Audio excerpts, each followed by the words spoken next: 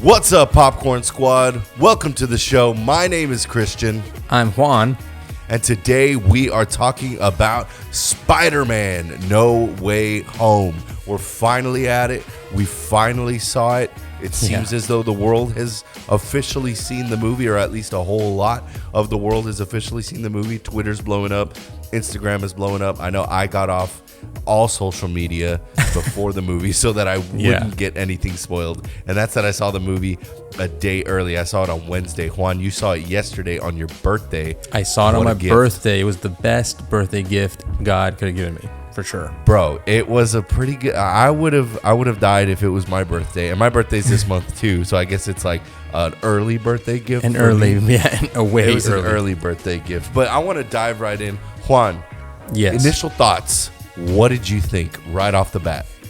Initial thoughts, like the first thing that came up to my mind when I saw the whole movie was just, wow, they had to do this. This is the only way that this story can progress. Wow, I can't believe they went this route, but also I see no other way. That's my initial thought on the entire movie was wow. Really? In what way? What do you mean like this was the only way for them to progress? I mean, we can do spoilers, right? Obviously, there's a review. Well, what if we hold off on spoilers until we get our initial thoughts out? Oh yeah. Well, I'm just saying, like, that's why I think that. I think because of the spoilers. Because of the spoilers, yeah. I think that it had to happen this way in order for his story to progress, in order for Spider-Man to grow, in order for Spider-Man to be his own person, not associated with anybody. I think this had to happen. I get you. That makes sense. As far as, because I did think, like up front, I think it was a Peter Parker story at its heart. Yeah. Yes, it was a Spider-Man movie. Yes, we had a Sinister 5. Yes, there was a whole lot going on, and I think it's the biggest Spider-Man movie that Sony has ever made. But I do think that at its core, it was a story about Peter. And even though the universe itself didn't inch forward in any way, I don't think the universe moved forward at all. Like, this movie could have not happened, and I feel like the universe may have been in a similar position to where it was before, but Peter would not have been. This was a story to move Peter forward and to move him into the Spider-Man that we all know and love and that we all grew up loving. So I do think that, yeah, you're right on that. And as far as Peter goes and as far as Spider-Man goes, I feel like this was the only way to move him forward. And they did that in a humongous way. Yeah, it was at the end of the movie, I was like, okay, that happened. This happened. It was a crazy movie, man. Crazy ending, crazy movie. It started strong. My thoughts on it are that it started incredibly strong and it ended incredibly strong. But even not just looking at it from a filmmaking point of view, which I have that, that lens. I look through that lens for pretty much every movie that I watch. I look at it as like a film from a filmmaking point of view. But this movie, I had to turn that off and just enjoy it and know, this movie exists. Yeah. It's real. In my lifetime, I got to sit in a theater and experience this. Yeah. It was unbelievable. It's crazy. I absolutely loved it. I really did. But I think, now that we've kind of covered what we thought of the movie just up front, obviously we both liked it. I think we can get into some spoiler territory. So if anybody is watching right now and you guys still have not seen the movie and for some weird reason you click this, even though it says spoiler review, this is your chance to leave now. I'm going to give you 5 seconds. Leave now if you have not seen the movie. I'm going to go in. 4, 3, 2, 1. That's it. We're hitting spoilers. Juan, what worked for you? What didn't work for you? Let's talk about the things that worked first. What worked for you for the movie? What worked for me was having all Spider-Men at once. What worked for me was their entrances too, right?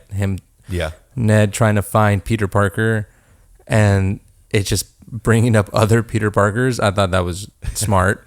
It was so funny. Yeah, plus it was super funny. I think it works that they Well, this is kind of like a pro and a con, but like it was more of a pro for me, where they kind of nerfed Andrew Garfield's Spider-Man. Or they didn't nerf him, but they were kind of like kind of memed him out per se. Like in what way? Like he was just like the cute one, you know? Like everybody else was kind of like, what's going on? He was like, man, I love you guys. Or, oh man, this is great. You know, you guys are awesome. Yeah, you know, yeah, like I get that. Very cute, very sweet. While the other two are kind of like, yeah, man, cool. You know? Like, yeah, it's because it was almost as if like he was just like happy to be there. Yeah, and like, I think that's just how he genuinely feels. I would imagine he was the most hyped Spider-Man of them all. Like when they were all three in a room, I think he was the giddiest one.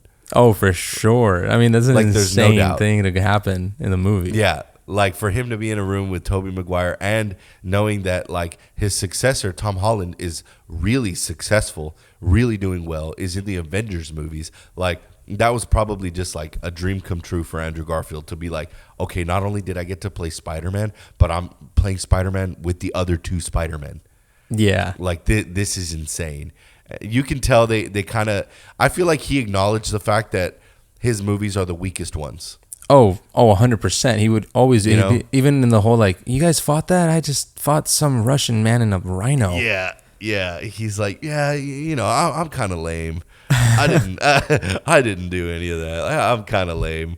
But yeah, that did work. I think that their entrances were fantastic. Oh, for sure. I think that they were. People knew it was happening too. Like the moment that. Okay, so it started with Andrew's Spider-Man coming through, and people went nuts. It was beautiful. And everybody clapped. Yeah, everybody. Honestly, our theater stood up. Like they gave a standing ovation. They went nuts. Yeah, and when he jumped through, everybody went nuts. But it wasn't until he took the mask off that like literally people were like in an uproar. It was amazing. I haven't felt that type of energy in a theater in a very long time. It was insane. But what was funny was that when MJ was like, "Well, I guess you just kind of have to keep doing it until you find the right Peter."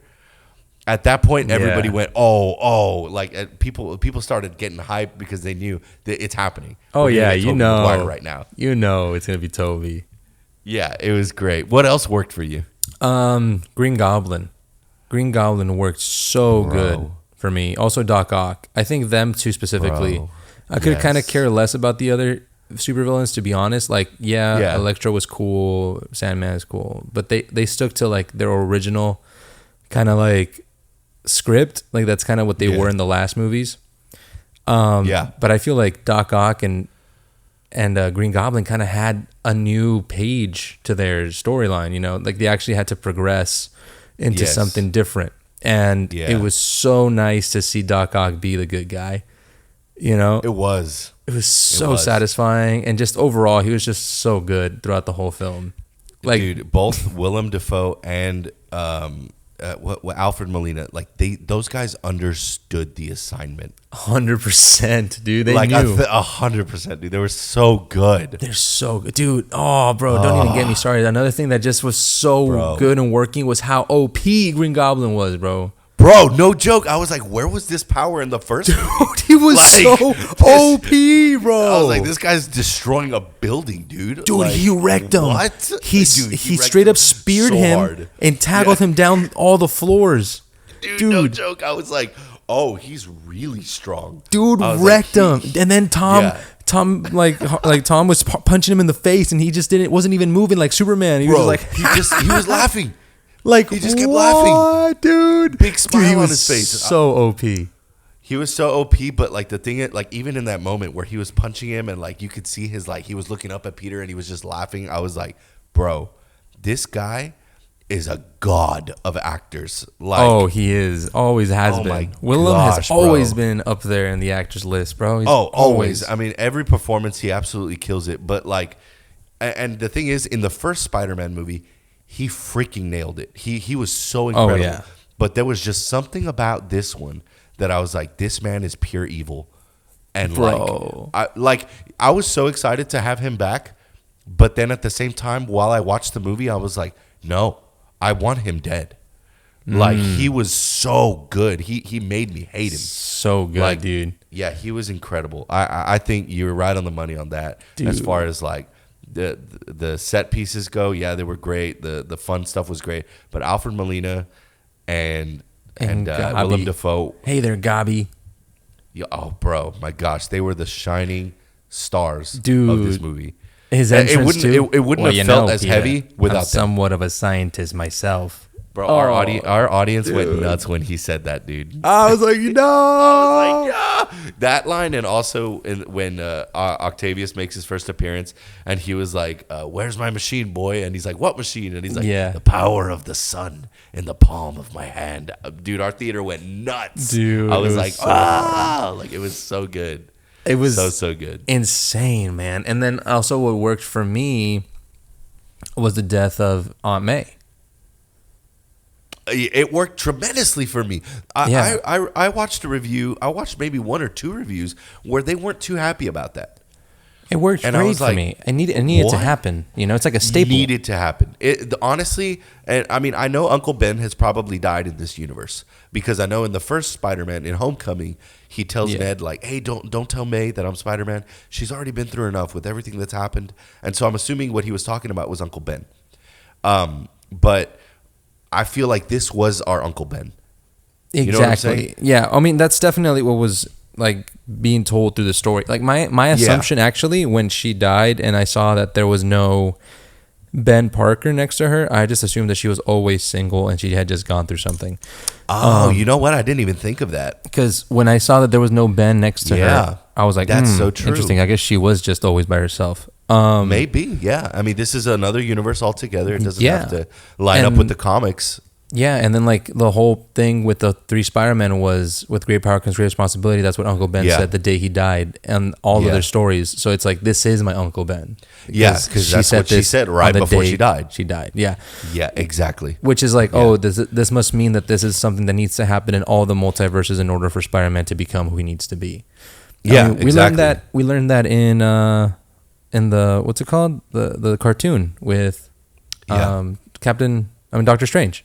That's what we learned. Yes. Mm-hmm. Same thing, where it's like someone needs to die. It's going to happen no matter what. Like in any universe. It's called something. I forgot, but it's essentially a point in time that cannot be shifted. That cannot be changed. Like it needs to happen in order for this character to become the character that we know him to be. And what I love about that is that Uncle Ben was the first thing that happened in both Spider-Man and The Amazing Spider-Man. But it took Tom Holland's Spider-Man 3 movies to get to that point. Yeah. And I think that that's one of the reasons why at this point, it's almost as if I'm still on the fence about it, but he may be my favorite Spider-Man. He may be the greatest Spider-Man because we saw his story progress like in a way that was a little more organic than the other two. The other two, it was like, we know we have to hit these story beats. This is the way it's going to happen. Yeah. But like this one took 3 movies to get there. You know? Oh, yeah. 100%. It took us 3 movies to get into the iconic, like, listening to listening to a police radio scanner with like a handmade suit swinging around New York saving people from bad guys. It took us 3 movies to get there. And in the other ones, it was like 20 minutes into the movie we were there. You know what I'm saying? Yeah, 100%. And so I feel like there's a lot more reward in this one. Oh, yeah. From that. And Aunt May was huge. I get that. Yeah, like I feel that this Spider-Man, that's what I was gonna say. Also, that also works for me is their age and just like the fact that they look so young still. Yeah, like they look like they're in high school. They look like children still, even though these people are like my age or so. You know, like they look like children, and it works so well because they're still in high school. We get to see that progression, and now that everybody forgot who he is, we get to see finally a true 100% Spider-Man story where he starts from scratch, makes his own suit from scratch, has to find Mary Jane from scratch. Like, you know, like he might remember her, but she don't. So he has to start from scratch. Yeah.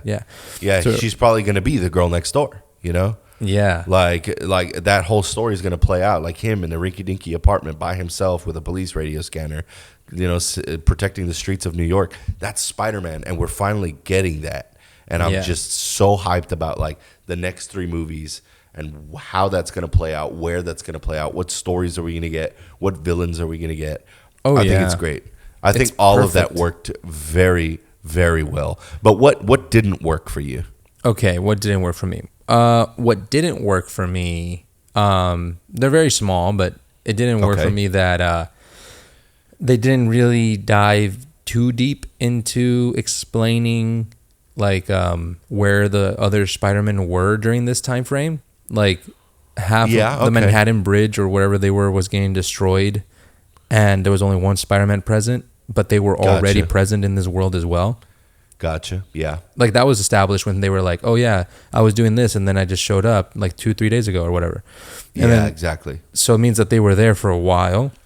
So it's just like kind of walking around. Like, what were they doing? Trying to find people or trying to save people. So it's like, okay, well, why didn't you like? Did you not see all the destruction going on? Yeah, like a giant bridge blew up. Like, yeah, and your specific villains are there. You know what I mean? Like, yeah, exactly. You would think like, oh, let me go get that person. Like, so it just didn't work for me because there was not a lot to back that up. And then another thing that didn't work for me was, okay, so Goblin is dead in your world because you're old now, and you acknowledge that you're older now. Like you lived past Spider-Man 3 and 4. Like you are way past that. So why are you not shocked that this man is still alive? You know? And then also like not necessarily that you're not shocked, but you're just like, yeah, let me just take him back home. Like, yeah, if he's fixed, then I guess I'm gonna save him somehow. You know? I mean, but I think that speaks to the character of who Spider-Man is. He's a good person. Oh, no. Like the idea of fixing them makes sense. Like that's just the best part of it. But I'm saying is like he knows this guy's dead, and like all the people, like he didn't question it. Yeah, like all these people are dead in their universe. Yeah, and they're old enough to realize like, holy crap, how are they alive? Yeah, and they don't question it. If that wasn't addressed because like, I mean they, like why would they ask that question when they just transferred into another universe? Yeah, but they know that those are like. Saying? They're like villains. When something, but like when something happens that's so large, something else that is pretty big doesn't seem as big of a deal because something else like even bigger happened. Like, you know, like the fact like, wait a minute, these guys are alive. Something bigger than that happened, which is, wait a minute, I'm in a whole nother universe. I mean, I don't know, man. The only people that acknowledged their deaths were the villains. Like Doc Ock was like, you guys are fighting a ghost, you know, and then like Electro was like, you guys died too. You died, you know, like those are the only time where people acknowledged the actual death. The heroes themselves didn't really. Yeah, I think that like the reason why they acknowledged their death though is because they were taken into this world from the moment they were about to die, versus the Spider-Men weren't. They were taken from whatever point in time they are now, you know, during this year. So they had to de-age the villains, but they didn't have to de-age the Spider-Men. Yeah, which was another interesting thing for me. I was like, oh, interesting. So the Spider-Men are current, but the villains were pulled from the before moments before they were going to die. Yeah, because that was their last living moment. So like where else would they be pulled from? And then, you know what I'm saying? Like Sandman is just vibing. Sandman never died. Sandman never died, and he was a good guy, and he got pulled in. And it's funny that so I noticed this. They used repurposed footage from Spider-Man 3 whenever he like became human again. I would imagine that Thomas Hayden Church just didn't have time to come in and get in full costume and film a scene like on. Oh, is that what it was? I was like, damn, absolutely. This guy looks the same. Yeah, no. He's way older right now, and I was like, they didn't de-age him that well, like that. And I'm pretty sure I've seen that shot like in the trailer for Spider-Man 3, but it was never used in the movie. Either that, I haven't seen Spider-Man 3. Well, I did. I rewatched it not too long ago, but like I still don't care for that movie, so I don't really remember. It may be in the movie, it may not, but that was totally footage from Spider-Man 3. Well, it worked for me because I was like, yo, this guy looks good. I was like, everybody else I don't think old. I mean, you know, Zack Snyder did it in the Snyder Cut, and like some people noticed, but some people didn't. So I don't think it's like that too big of a deal. But and they did what they needed to, and especially with COVID restrictions, they shot this movie during COVID. Yeah. You know, like from start to finish, it was during COVID. It wasn't like production got halted or anything. So I'm imagining like a lot of the scenes that happened, it makes sense. Like it almost makes sense that they're in multiversal prisons away from each other. Yeah. Because of COVID, you know? And there wasn't a whole lot of scenes with tons of people. The only scenes were like the school scenes, you know? But aside from that, it was just a few people like talking in a room. So that made sense to me. But I do get what you're saying as far as like that not working. I get that as the villains like just popping in and they don't really acknowledge the Spider-Man not acknowledging who the villains are or why they're alive or whatever. I totally get that. Was there anything else that didn't work for you? Let's see. I wouldn't. Not that I can think of right away. Yeah. Like, well, I mean, it's not, like I said, it's not a big one either. But it's just like I wanted to know a little more context as to like what happened after, like that they end up getting saved, that these timelines change. Like, yes, that was something that I was arguing about. Essentially, I was debating with all the people that I went with because I think that the movie was pointless. Like him saving everybody and turning them into like back into humans or whatever and not bad guys, that was pointless because no matter what, they're going back to their home world. They're going to go back to the point where they're going to die. Yeah. So they're probably still going to die. Or even if it wasn't the exact moment before they were going to die, like the fact that they're back in their home world probably means they're going to die in that timeline because they were meant to die in that timeline. Exactly. That's what I'm saying. It doesn't matter if he saved them in our timeline. Once they go back, they're going to die.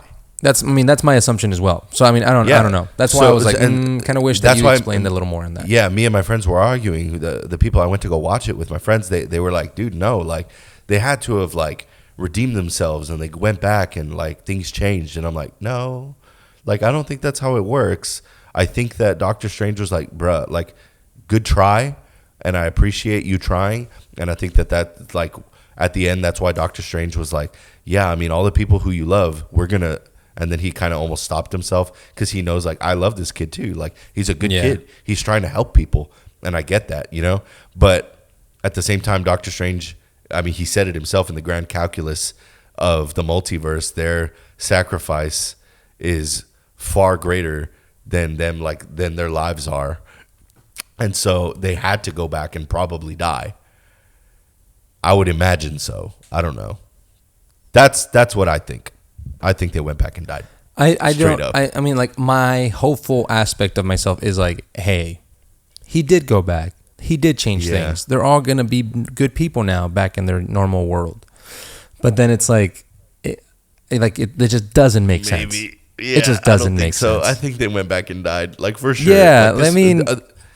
this movie, again, did not inch the universe forward whatsoever. And I don't think it inched the other respective universes forward either. I'm pretty sure nothing happened other than character progression for Tom Holland's Peter Parker. Oh, yeah. Oh, another thing that's also in the air. Now that we know these people exist, are we going to be having movies of them? Or with them, their Spider-Man? No. Because, I mean, Morbius's pictures aren't Toby's, aren't Tom. They're Andrew's Spider-Man. No, I don't think you'll get their Spider-Man in other movies. I think this is it. I don't know. I mean, like I said, I don't know. Like I said, it's in the air at this point for me. For me, it's in the air just because of, like, their introduction. Andrew still looks like $1 million, you know. Yeah, he does. You know, like, he really does. Like, Toby looks older, 100%. Like, Toby. Yeah, but I mean, he also doesn't look bad. No, he doesn't look bad. He just obviously would have to be like a story where he's like an older Spider-Man. But like Andrew still looks like the last time I saw him. You know, yeah, he does. But also, like, I think they purposefully didn't acknowledge their lives aside. Like, you know how, like, they were like, hey, do you have anybody in your life? And Andrew was like, no, I don't. And Toby was like, yeah, I do. MJ, it's kind of complicated or whatever. I feel like they didn't talk about that all that much because they purposefully did not want to tease fans as to a greater life for both of them. And fans would be like, I want those movies. Like, you know, like. That makes sense, yeah. I think this is it. I don't think we'll get them again. It was honestly, it should be it. It should be it. They were perfect. It was perfect. It was perfect. I respect Disney, Marvel for, like, and Sony for not giving us too much, but just enough of, like, that, you know? It was perfect. That definitely was perfect. Supposedly Gwen and the OG Mary Jane were supposed to be in it too, and but because of COVID or whatever, they weren't able to shoot. I mean, I don't know. They said they might have something for them in the future, so that'd be cool. You know, I mean, maybe a Spider Gwen. That'd be really cool. I love the reference for Miles. I thought that was really cool. Oh yeah. I hope you know he eventually comes to fruition in live action. A lot of it worked for me, man. I thought all of it was great. Honestly, like it was a near perfect movie. And my ranking of Spider-Man movies, as far as favorites go, not as far as like the best ones, but as far as favorites, this is up there. This is number one. Bro, Spider-Man's suit, like Tobey's suit is still superior. Yes, it is the best on-screen Spider-Man suit that there is. It's so good. Like when they were standing there together, I was like, "Look, man, I'm sorry, Tom. You got all this cool tech on yours. It looks dope, but bro, I'm sorry. Like Tobey's is so. It just, I don't know. It just stands out. There's just something about it that's so much better than the rest, man. Yeah, it really did. So what? There was one thing that didn't work for me. What? Or maybe two things. They were big, like very big. Okay. Doctor Strange. I just thought he was an absolute idiot in this movie. Like, yeah, he was weird. This man, I honestly, I was still convinced up until like the moment where he was casting the final spell for everybody to like forget who Peter Parker was. Up until that moment, I genuinely still believed that was not Doctor Strange and that it was going to be somebody else. Like, I mean, stupid, right? But like Mephisto or something, like genuinely. I was like, bro, this cannot be Doctor Strange. This man went from Endgame, like telling Tony Stark, like he needs to save the world because of this stone. He needs to give the stone. He needs to do this. He understood like he calculated everything so pristinely, so precisely. Yes, he did have the time stone, but still, he was just so calculated in every decision that he made. There was nothing that was just shot off the hip for Doctor Strange. And he has been like that ever since his movie, his first movie. I agree. And so to come into this movie and for him to be so loose about like casting a spell that could potentially break open like the space-time reality, I'm like, bro, is this guy on drugs? Yeah. Like what's going on here? I was so thrown off by that. For sure, he seemed like kind of depressed almost, right? Even in the beginning. Like, there was just something off about him. I was just like, man, he's mad. He's annoyed at like Peter just for being there. But like all of a sudden he would throw out a little bit of sympathy. Like, Wong, hasn't he been through enough? And I'm like, you were just roasting this guy. Like telling him like, oh man, like you can't. We don't have the space stone. Like we can't do that. That's outrageous. Or we don't have the time stone. We can't do that. That's outrageous. And then like 2 seconds later, he's like, you know what? Let's cast a spell. And then as Peter was like adjusting it, he was going with it. I was like, fine, we'll do that. Yeah, he's like, fine, let me redo this spell, even though there's a potential that it may break open the multiverse. Like I'm like, bro, are you high?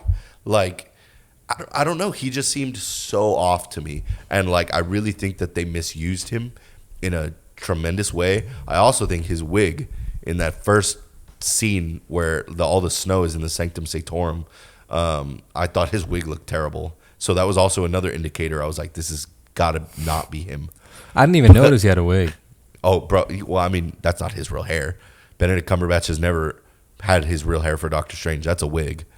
And so I was like, dude, it looks so bad. Like it's like really poorly placed on his head.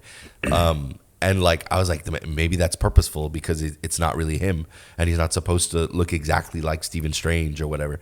But then it was, and I'm like, did we really just get a movie where like Doctor Strange totally screwed up a freaking like spell so badly that he opened up the multiverse and he's blaming it on a high school kid? Yeah. You know what I'm saying? Like, how irresponsible is that? Yeah, no. Yeah. For sure, Doctor Strange was interesting in this movie. I knew it was him, like, genuinely when he started, like, doing all his magic things, right? And then also when, like, towards the end when he started showing sympathy, I was like, yeah, like, I don't think a villain would show sympathy the way that this man's showing sympathy. Yeah, exactly. But yeah, for sure he was off. Like something was not clear. I mean, I think maybe it's the fact that the stone is gone. Maybe he doesn't have the purpose anymore. I don't know. It just felt very like he's in a not great place. Yeah, and I mean, like if that was the case, they should have made that a little bit bigger of a plot point. You know what I'm saying? Oh, for sure. And I'm sure they try. I'm sure that there's like some 4-hour version of this movie somewhere that has like. And I would love to see it. And I really would to see it so bad. Yeah, I'm sure it exists. Love to see it. It has to. Where there's more details for him, more details for the Spider-Man. I would imagine so. But as far as like what didn't work, that was my biggest gripe about the movie. Doctor Strange just didn't make any sense whatsoever. Also, another gripe, and this is a small one. It's not the Doctor Strange one was massive. This one is just kind of like, I don't know if you thought through the rules of this very, very much. It's along the lines of your gripes about the movie. If Electro had no idea that Peter Parker was Spider-Man, why did he come through? Because remember, right. The main reason why everybody was coming through was because he said everybody who knows Peter Parker is coming through from every universe. Yeah. So my thing is kind of like, well, why did he come through? And if he came through, why did Peter Parker's come through? Like, because they know themselves? It's weird, though, because, like, he made it kind of seem like he knew towards the end of the movie, because he was like, all I remember was that I was in the electricity thing, whatever. And he's like, oh my God, I was about to die. Yeah, but think about this. When he got finally, like, when he got cured, he looked at Andrew Garfield and was like, man, you're just a kid. I honestly thought you were going to be black, which was hilarious in and of itself. I thought that was great, and it was a great segue into name dropping, or not name dropping, but at least like making mention of a black Spider-Man, Miles Morales. I thought that was so cool. But at the same time, I was like, wait a minute, you didn't know that this was Peter Parker? How did you get here? I thought he meant like before. Like that's what I assumed. No, I think he found out like right then and there. And that he was like, oh, you're just a kid. Like, I genuinely thought you'd be black. Like, I think he found out right there and then. Like, Peter Parker's a white guy? I don't know. I have to watch it again. Like, for sure. My Peter Parker's like a kid. He's a white guy. I'm pretty positive. I'm gonna need to watch it. Yes, again. do see it again. I've seen it 3 times. Yeah, I need to watch it again because for sure, my first take when he said that was like, man, you were out here saving people in the suburbs. You were from Queens. Like, I just assumed you were black. And I thought that was the joke, like the whole and he's like, like that's why he smiles and he's like, well, there is one, kind of. Yeah, exactly. But I don't know. I think he found out like right there and then. I think he understood like, oh, Peter Parker is a kid, a white kid, and so like, or not even Peter Parker's a white kid. I think he was just like, oh, Peter Parker is Spider-Man. Yeah, like legitimately, and so I think he found out at that moment, and so that didn't make sense to me. But also, I mean, even just from that rules alone, why did Peter Parker's come through? Because they know themselves.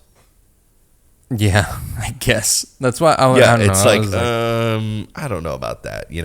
So I mean, that's not like a huge gripe because like it's no biggie. It's just like the fan service that they gave us with these characters far supersedes my gripe. Like far supersedes. And honestly, even the Doctor Strange thing, as upset as I am about it, it still does not supersede the fact that like this movie exists.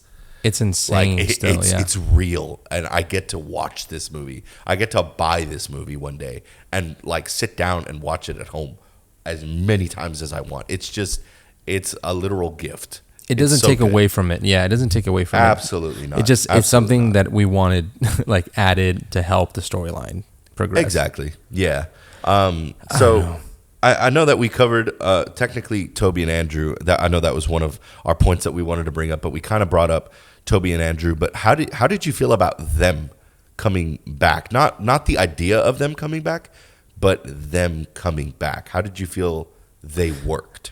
I mean, it was perfect. I think it was great. I think they did a great job introducing them. I think they did a great job in giving like the most minimal but just enough context to know that they are in this older realm. They are older. And I love them, dude. They were so much like the characters that they were. Like they didn't even change that much. Like Toby was oh my God, Toby was Toby 100%. Like that was my Peter Parker. Like that's so crazy to see him like that. I was like, dang, he's still like that. And he's just like, oh, sorry about that. Oh, I freaking cried. Very quiet, just very like watching them. Literally, I was like, oh my God, it's 3 Spider-Man, and I love these Spider-Man. Like it was way too much to handle. It was crazy, and I love the whole dynamic with like, oh wait, yours is natural webbing. How does that even work? Like that was so funny and opened up a huge can of worms. That was hilarious. And he's just like, well, I don't know what you want me to say. Like, I mean, I don't really think about breathing, you know, and it just happens. He's like, it just happens, man. I don't know. And then freaking Tom Holland's like, does it come out of anywhere else? Like, yeah. And, you know, I really laughed at that whole scene because I was like, I cannot believe they kept this. It almost seemed improvised. It seemed like they were just like vibing off each other and just bouncing and making each other laugh. It felt real, you know? Yeah. It felt very real, a very real conversation. It did not feel scripted. And it felt like one of those scenes that you would probably go back and see in a deleted scene. Yeah, like something they didn't want to add in the movie. No, yeah, exactly. The scene that I felt like kind of random and kind of felt like something that was a blooper and stayed in was like the back crack scene. Yeah, dude, that was so funny though. Oh yeah, it was so hilarious. Funny, but I was like, it was really like, what is this happening? Like, yeah, like really, it was a little unnecessary. I mean, I'm happy it's in it. It made me laugh, and I thought it was great to see it happen, the interaction. But it was just like, why? Like, I love it, but it's like they wanted to give us interaction with the Spider-Men and not the Peters. Yeah, you know? Yeah. It was like they wanted to give us interactions with the Spider-Men before the action began. Yeah. And so like they were like, well, just, you know, throw that stuff in there. But you can tell like those are kind of like deleted scenes kind of scenes. Like they should not have been in the movie. They broke the momentum of the movie. But they still, I was still okay with them being in there. Yeah, that's what I'm saying. Like for sure it was like, why? But also I'm not mad about it. But why? Yeah. Like it was like, great. I don't know. Also, they were really well shot. So it doesn't almost seem like they were like bloopers. Like or like them just like jacking around. Like I'm no, they intentionally shot these scenes like well. Oh yeah, I mean I'm assuming 100% they were like, hey, we got this funny idea, let's just shoot it, let's see if it works out. You know, we'll put it in the movie. If not, we'll just get something else. You know. So I mean, they probably shot it and then they were like, yeah, this works. Let's leave it in there. It was it was definitely funny. I just thought it was funny that he was just, just something about my back. You know, he's like, yo, me too. Like I always have this thing on my back. You know. But with Toby specifically, I guess I don't know if you caught this or not, but like there is a scene in Spider-Man 2 where he loses his webbing. Yeah, and he talks about it with the existential crisis that he went through. Yeah, he hurts his back. He gets up and he's like, my back. And this was like almost like a callback to that. Like, his back still hurts 100%. Years later. Like, which is really funny. But it was 100%, I thought they were funny. I thought they were great. I mean, like, if there's any, like, gripe, and I wouldn't even say this is a gripe, but it gets overshadowed by the fact that they're in the movie. Like, their performances could have been complete garbage, and I still would have been crying just watching them. Yeah. You know what I'm saying? 100%. Like, it didn't matter. It didn't matter. They were in the movie. Yeah. I just wish we got more of them so much. Yeah, absolutely. But I watched a review from Grace Randolph before I watched the movie. I watched a non-spoiler review, and I remember her saying that she felt like it was an SNL sketch.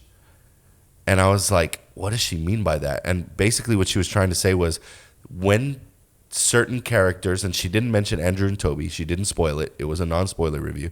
She said when the characters come in, they don't feel like themselves. They feel like the actors that are playing them. I can see that. And so it felt like an SNL sketch. You know how like some actors come on and they just kind of feel like the actor that's playing that character and not really, like a special guest actor. That's what she meant. And so I don't know if I had that in the back of my mind or not while I watched it, but I was kind of like, this does feel like an SNL sketch. It feels like, unreal. That's why it's just so wild that it does feel like, wow, I guess like is this a joke or is this like a sketch? Yeah, it's almost like SNL can do this and get away with it because like it's stupid comedy that like it's not canon. It's not like nothing that they do. You know, they can just do whatever they want and it's funny. But this like really happened in a movie. That's really happened. Yeah, it's amazing. And so it was like, wait a minute, this is for real? Like this is really happening? I don't know. It was kind of wild. Amazing. But like I said, it doesn't matter. They could have given me complete crap, and I would have eaten it up and been crying the whole time like I was. It didn't matter. The fact is that the movie exists is enough. Dude, when Tom was about to kill Gavi and Toby stops him. It's so good, dude. Beautiful. So beautiful. Good. No, honestly, my favorite was Andrew jumping down, saving Zendaya, And yes, I thought that would be enough. I wanted to cry because he was crying. Bro, that's why. I thought that would be enough. Like him just saving her and then them moving on. But like they lingered on him. And he was just there with her.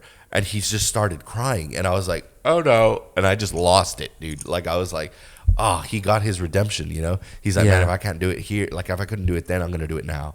It was so good. I thought it was incredible. What did you feel about Matt Murdock? Did you scream when he came out? Did your theater scream when he came out? My theater screamed, dude. It started clapping for sure. I mean, like I'm not too into like I didn't watch Daredevil. I need to watch it.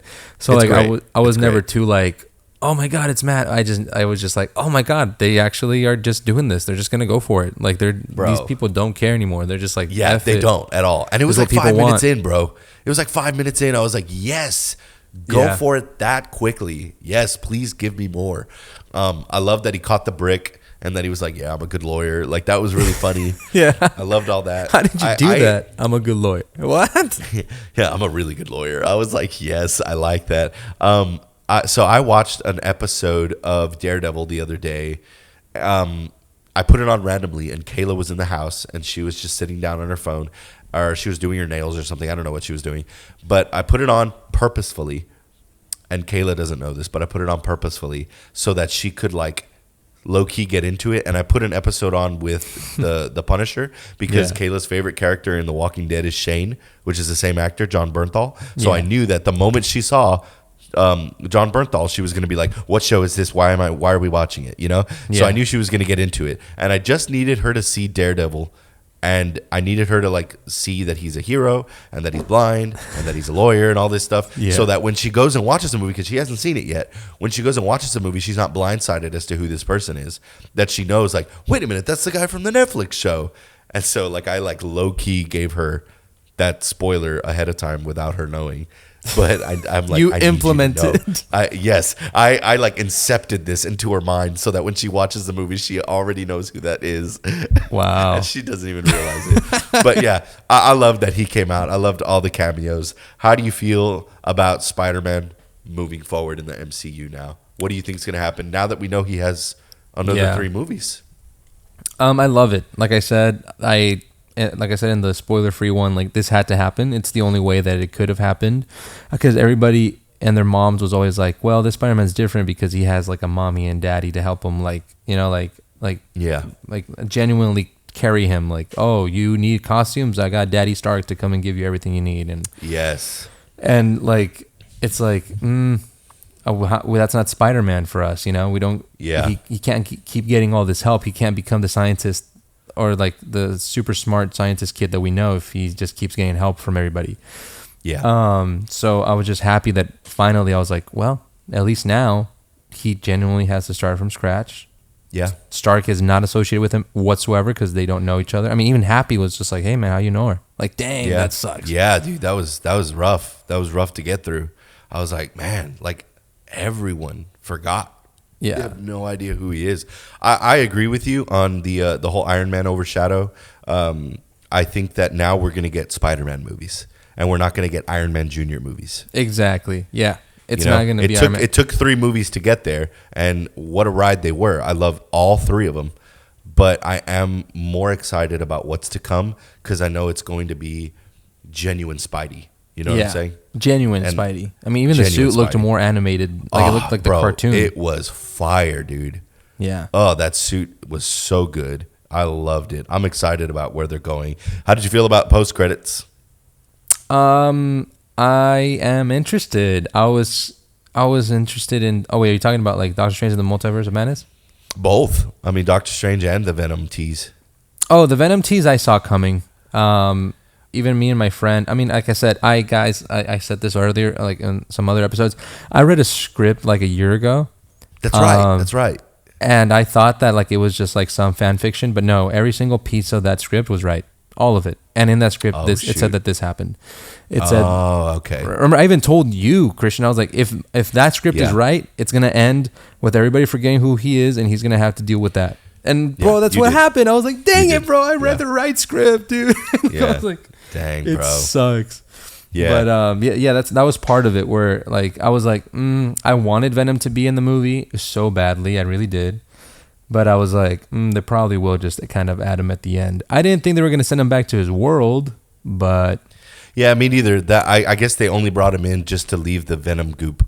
You know, yeah, like the symbiote. It was literally just to leave the goop, which was kind of like... I'm fine with that. I'm fine with that. It is what it is. And the Doctor Strange tease was everything I wanted and more. I'm excited about that movie. It's going to be really cool. I would imagine they're going to bring a lot of Fox characters in, some X-Men and stuff like that. Oh, I hope so, man. I mean, now that we have evil Doctor Strange... Yeah. Do you... And the what if canon is true. But do you think it's him? From What If? Yeah. Yeah, absolutely. 100%? Because 100%. I was thinking about it because I was like, well, I mean, that Doctor Strange in What If was turned good. He was just... He looked evil, but he was good. Nah, this drove him insane. And now he's slipped into the live action. He's real. It's canon. I'm pretty positive. You think so? The What If is canon? Yeah, for sure. Dang. I mean, I'm down. I mean, that was the most powerful Doctor Strange ever. Yeah, bro. That was hardcore. I'm ready for that. I'm excited for that movie. I believe it comes out March 22nd. No, May. It moved to May. It moved to May. Now. Yeah, because of Batman, because of Batman. Yes, it's in May. But either way, I'm excited for that movie. I absolutely loved Spider-Man. I would give it a 10 out of 10. 10 out of 10. Just because it exists. Yeah. Literally just because of everything it did for us that nobody asked for. It didn't need to be a good movie. It just did what it needed to. And it did it well. It was beautiful. Absolutely honestly. Beautiful. Alrighty, guys. Well, what do you think? What was your favorite part of Spider-Man? Let us know in the comments below. What do you think is going to happen to Tom Holland Spider-Man here on out? Do you think that we might get other Spider-Men in other movies? I don't know. Morbius? I don't know. We'll see. We'll see. We'll see. But put it in the comments. Let me know what you think. You guys seem to know a lot more than some of us on the show, so we really want to know what you guys think. But thank you so much for joining us here today, and we'll catch you in the next one, squad.